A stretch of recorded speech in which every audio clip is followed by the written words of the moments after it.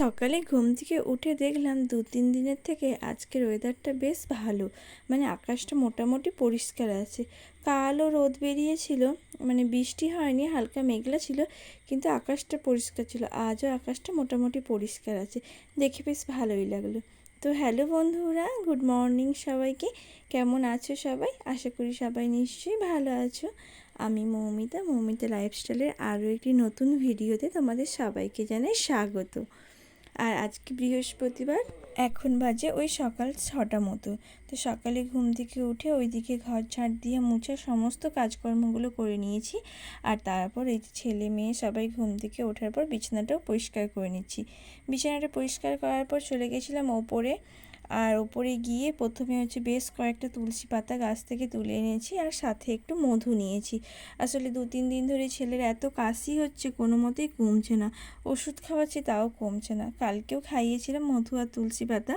আর দেখছি রাত থেকে মেয়েটাও একটু কাশছে, মানে ঠান্ডা লেগেছে দুজনারই। তো তাই জন্য ভাবলাম দুজনাকেই খাওয়াবো, তাই জন্য আজকেও একটু মধু আর তুলসী পাতা নিয়েছি। আর মেয়ে যেহেতু আমার মিষ্টি খেতে খুব ভালোবাসে, তাই জন্য মধুটা দেখে এই যে তুলসী পাতাগুলো নিয়ে নামিয়ে দিচ্ছে, মধুটা খাবে বলে চামচটাকেও নিয়ে নিয়েছে। ওদেরকে তুলসী পাতা আর মধুটা খাইয়ে তারপর এইখানে আমিও একটু জল খেয়ে নিচ্ছিলাম। এটা একটা বীজ, যেটা রাতে ভিজিয়ে রেখেছিলাম, দিয়ে সকালে ওইটা একটু গরম জলের সাথে মিক্স করে খেয়ে নিচ্ছি। মানে যখন নিয়েছিলাম তখন 2-4 দিন খেয়েছিলাম, তারপর আবার বন্ধ হয়ে গেছিলো। তো তাই জন্য ভাবলাম যে আবার খাওয়া শুরু করি, তাই জন্য ওই বীজটা খেয়ে নিয়েছিলাম কিছুটা।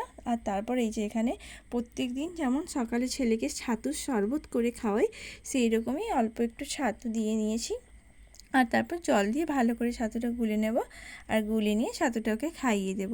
ছাতুটা খাওয়ালে কী হয়, বেশ খানিকক্ষণ ওর পেটটাও ভরা থাকে, আর সকালের দিকে মানে লিকুইড তো অনেকটা জলও খাওয়া যায়, ছাতুটাও খাওয়া হয়। তো ছাতুটা খাওয়ানোর পর আমি ওইদিকে দুধটা গরম বসিয়ে দিয়েছিলাম। আর দুধটা গরম হয়ে গেলে মানে দুধটাকে ভালো করে ফুটিয়ে গরম করে নেব, আর তারপর আমি স্নান করতে চলে যাব। সকালের কাজকর্ম মোটামুটি সব কিছু সারাই হয়ে গেছে, যে এখন শুধু দুধটা গরম করলেই হয়ে যাবে। আর আজকে যেহেতু সকালে ছেলের পড়া নেই, তাই জন্য অতটা তাড়াও নেই, সমস্ত কাজকর্মগুলো ধীরে সুস্থেই করছি। কিন্তু একদিকে ভালোই হয়, সকালে ছেলের পড়া থাকলে তাড়াহুড়ো করে কাজগুলো সব হয়ে যায়। আর ও যেহেতু মানে টিউশন চলে যায়, তাই জন্য বদমাইশি করাটাও অতটা হয় না। মেয়ে একা আর কত বদমাইশি করবে, সামলে নেওয়া যায়। আর দুজন এক জায়গায় থাকলেই এত বদমাইশি করে। তো যাই হোক, দুধটা গরম করে নেওয়ার পর চলে গেছিলাম স্নান করতে। আর স্নান করে এসে এই যে জামা কাপড়গুলো মিলে দিচ্ছি। আসলে 2-3 দিন বৃষ্টি পরপর এত মানে হয়েছে, কয়েকদিন বৃষ্টি, যার কারণে সবার সমস্ত জামা কাপড় জমা হয়ে গেছে। তো সকালবেলায় এই যে অনেক জামা কাপড়ই মেলা ছিল ছাদে, তারপরেও বেশ কিছু জামা কাপড় ছিল আমাদের, সেইগুলো আমি মিলে দিচ্ছিলাম। আর স্নান করার যে জামা কাপড়, মানে আমার নিজের যে জামা কাপড় সেইগুলো ছিল, সেইগুলোও মিলে নিচ্ছিলাম। আর আরও কিছু জামা কাপড় ছিল যেগুলো কাছাকাছি হয়েছিল, সেইগুলো সব ছাদে এখন মেলে দিচ্ছি। আজকেও মেঘলা মেঘলা মতো হয়ে আছে, কখন বলতে কখন আবার বৃষ্টি নেমে যাবে তার কোনো ঠিক নেই। যাই হোক, অন্তত জামা কাপড়গুলো যদি শুকনো না হয়, কমসে কম যদি জলটাও ঝরে যায় না, তাহলেও জলটা ঝরে গেলে ঘরের মধ্যে ওই খাটের স্ট্যান্ডে ফ্যান চালিয়ে জামা কাপড়গুলো দিয়ে দেওয়া যাবে। অন্তত ঘরে জল তো পড়বে না, তা না হয় এরকম ভিজে অবস্থায় তো ঘরে দেওয়াও যায় না। আর এত জামা কাপড় মেলার মতো জায়গাও নেই, তো তার জন্য অনেক সমস্যা হয়। তো তাই জন্য এখন ফাঁকা আছে, ছাদেই মিলে দিচ্ছি যতটা যা শুকনো হয়। বাকিটা যদি বৃষ্টি না হয় তো পুরোটাই শুকিয়ে যাবে, আর যদি বৃষ্টি হয় তাহলে ঘরের মধ্যে ফ্যান চালিয়ে তখন কিছুটা শুকনো করে নেওয়া যাবে। তো যাই হোক, জামা কাপড়গুলো ওইদিকে মিলে দিয়ে তারপর আমি ডিম সেদ্ধ বসিয়ে দিয়েছিলাম। আর ডিম আজকে দুটোই ডিম সেদ্ধ করেছি, ডিমগুলো সেদ্ধ হয়ে গেছে, এগুলো এখন খাইয়ে দেবো ছেলে মেয়েকে। আর তারপর একটু ওই সুজি করেছিলাম সকালে, আর কালকেকার দুটো রুটি রয়ে গেছিলো, তো ওই একটু সুজি আর রুটি নিয়ে নিয়েছি। এখন এটাই আমি সকালে খেয়ে নেব, আর মুড়ি টুড়ি কিছু খাবো না। আর প্রতিদিন না মুড়ি খেতে অত ভালোও লাগে না, রোজ রোজ নিজের জন্য কী বা আর বানাবো। যাই হোক, খাওয়া দাওয়া সারার পর তারপরে এই যে এখানে রান্নাটা বসিয়ে দিয়েছিলাম। আজকে করব ঝিঙে আলুর পোস্ত, আর ওই লাউ শাক দিয়ে মাছের ঝোল করব। তো আগের দিন তো তোমাদেরকে বলেইছিলাম যে মামা বাড়ি থেকে কই মাছ আর ল্যাঠা মাছ পাঠিয়েছিল। অত মাছ তো আর একদিনে খাওয়া যায় না, কিছুটা খাওয়া হয়েছিল আর কিছুটা রয়ে গেছিলো। তো যেই মাছগুলো রয়ে গেছিলো সেই মাছগুলো দিয়ে আজকে ঝোল বানাবো। ঝিঙে আলুর পোস্ত করব, তার জন্য এখানে প্রথমেই ঝিঙে আর আলুটা মানে বসিয়ে দিয়েছি। আলুটা ভালো করে নাড়াচাড়া করে নিয়েছি তেলের মধ্যে, আর তারপর ঝিঙেটা দিয়ে একটু লবণ আর হলুদ দিয়ে দিয়েছি যাতে করে জলটা বেরিয়ে যাবে, আর ওর মধ্যেই আলুটাও সেদ্ধ হয়ে যাবে, ঝিঙেটাও সেদ্ধ হয়ে যাবে। আর এখানে একটু পোস্ত আর চালমগজ বাটা দিয়েছিলাম মশলার মধ্যে। তো দেখো আমার ঝিঙে আলুর পোস্তটা মোটামুটি হয়েই এসেছে। এবার এটা নামিয়ে নেব, নামিয়ে নিয়ে আর ওই ঝোলটা করে নিলেই হয়ে যাবে। আজকে তেমন বেশি কিছু রান্না করব না, রোজ রোজ এত রান্না না আর খেতে ভালো লাগে না, মানে এত সবজি রোজ রোজ খেতে ভালো লাগে না। আমার তো একটা দুটো তরকারি হলেই ভালো হয়, কিন্তু যেহেতু বাবা নিরামিষ খায় তাই জন্য 2-3টে করতে হয়, কী আর করা যাবে বলো।